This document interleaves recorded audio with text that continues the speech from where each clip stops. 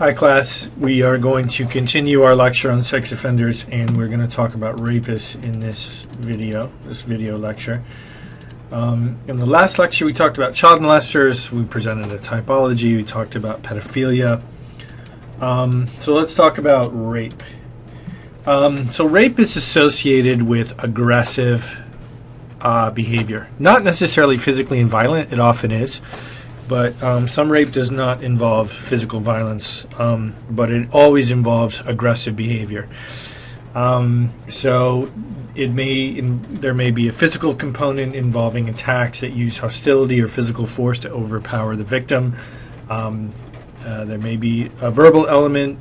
Sometimes rapists use threats and intimidation to force the victim into sexual activity, or sometimes there's a combination of physical and verbal threats.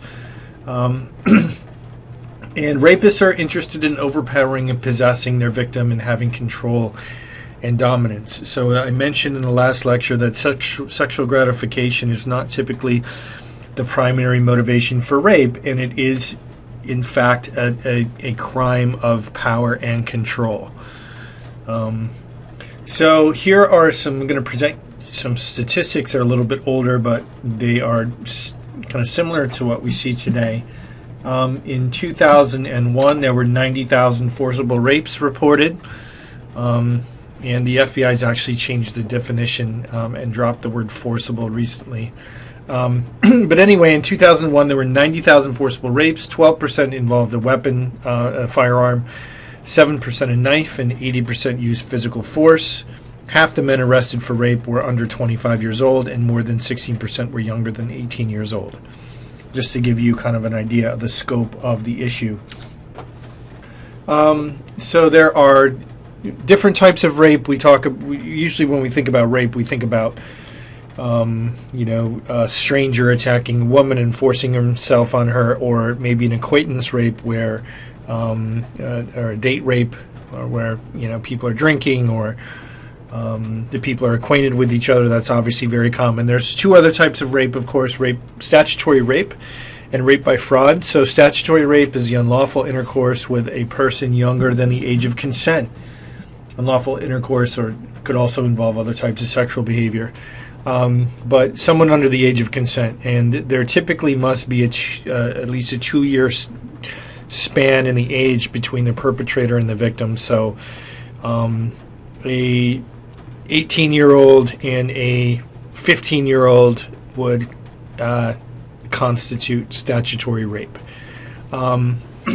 So students often in class, they ask, well, what about this, and what about this situation, or what if they were boyfriend and girlfriend, or what if they knew each other for a long time, or what if their parents, it was okay with their parents.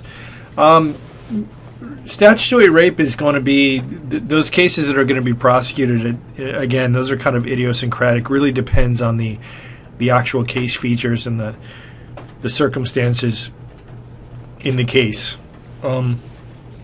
Anyway, there's the definition of statutory rape. Rape by fraud, is the act of having sexual relations with a person under fraudulent conditions. So, could be pretending that you're not married when you are. That could maybe be rape by fraud, but normally we're talking about something involving more of a power dynamic. So, for example, a therapist who says that, in order for you to become psychologically healthy, you need to have sex with me as part of your therapy. Or a priest or a religious figure who says, you're going to go to hell. The only way to save your soul is if you have sex with me. That would be rape by fraud.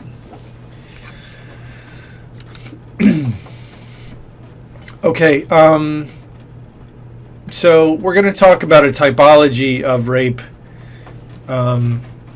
part of the Groth classification, and this is a much broader classification of sex crimes.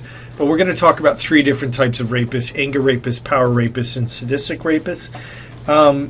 And the important thing, again, to remember here and we've already talked about this a little bit. Rape is a pseudo-sexual act that serves as a vehicle for the primary motivation of power and aggression.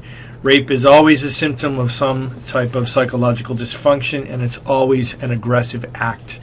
So again, rape, the primary motivation for rape is typically not sexual gratification. It is, as the slide says, a vehicle for power and aggression.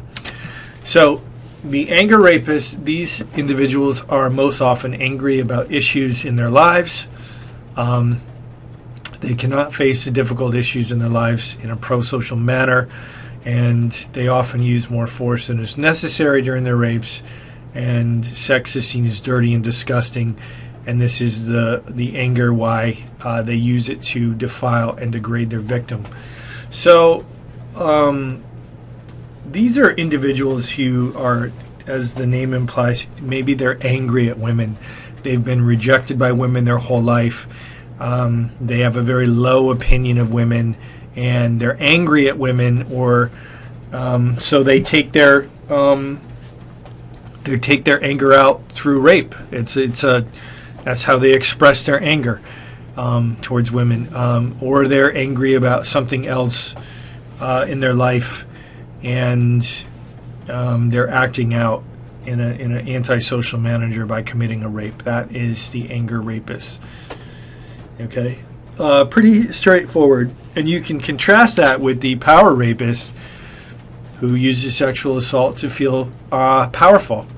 So they're not angry per se, but they have this thing going on where they need to, exert their dominance, and they need to be in control. They need to be powerful. These rapists tend to use as much physical force as necessary, and they try to gain control through threat or psychological coercion. And this sex is a way of establishing their masculine identity. So again, this is the rapist who commits a sex crime against women to feel powerful, make themselves feel better about themselves, and feel like they're in power and control.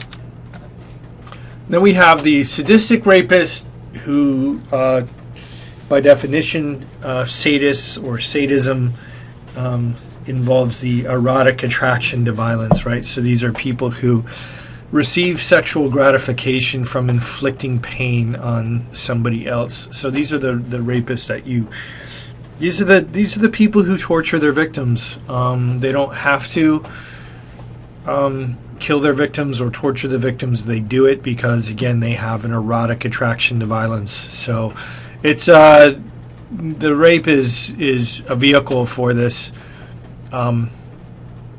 erotic attraction to violence. So sometimes they engage in compulsive, ritualized sexual behavior. Extreme violence and torture often characterize their assaults, and fortunately, only a minority of rapists fall into these categories, but these are the really dangerous people. All right, so that is a brief typology of rapists. We have anger, power, and the sadistic rapists.